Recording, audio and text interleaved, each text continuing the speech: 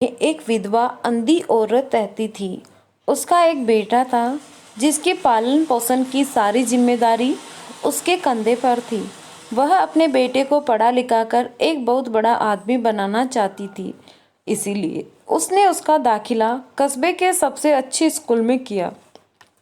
वह दिन रात मेहनत करती ताकि बेटे की स्कूल की फीस दे सके। लड़के के स्कूल के बच्चे उसकी माँ के बारे में जानते थे। वे सब उसे अंधी का बेटा कहकर चिढ़ाते थे। लड़का इससे बहुत ज़्यादा परेशान था। उसे अपनी माँ पर शर्म आने लगी थी। वह उसके साथ कहीं भी आने जाने से कतराने लगा था। जब लड़का बड़ा हुआ तो उसकी शहर में अच्छी नौकरी लग गई। उसने अपनी माँ से वादा किया कि शहर में मकान लेकर वह उसे लेने आएगा, लेकिन वह शहर गया तो फिर लौटकर वापस नहीं आया। उसकी अंधी माँ उसका इंतजार करती रह गई।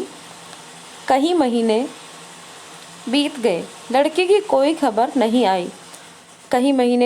लड़के की कोई खबर नहीं आई।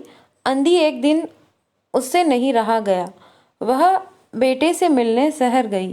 पूछते पूछते वह बेटे के ऑफिस पहुंची। वहां सिक्योरिटी गार्ड ने उसे रोक लिया।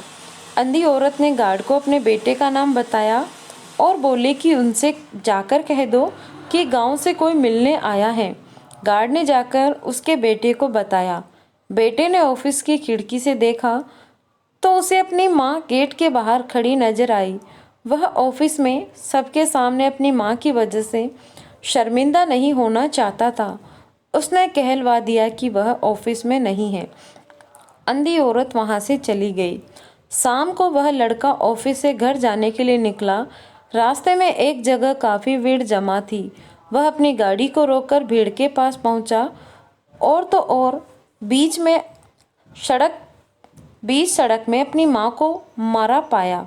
उसके हाथ में एक चिट्ठी थी जिसमें लिखा था, बेटा, बड़े दिन हो गए थे, तेरी कोई खबर नहीं मिली। चिंता हो रही थी, इसीलिए तुझसे मिलने चली आई। तू तो अब बड़ा आदमी बन गया, तुझसे मिलना अब शायद मुझ गरीब की किस्मत में नहीं, लेकिन मैं बहुत खुश हूँ तेरे लिए। तूने अपना ही नहीं मेरा सपना भी पूरा किया। मलाल है कि तेरी तरक्की देख नहीं सकती।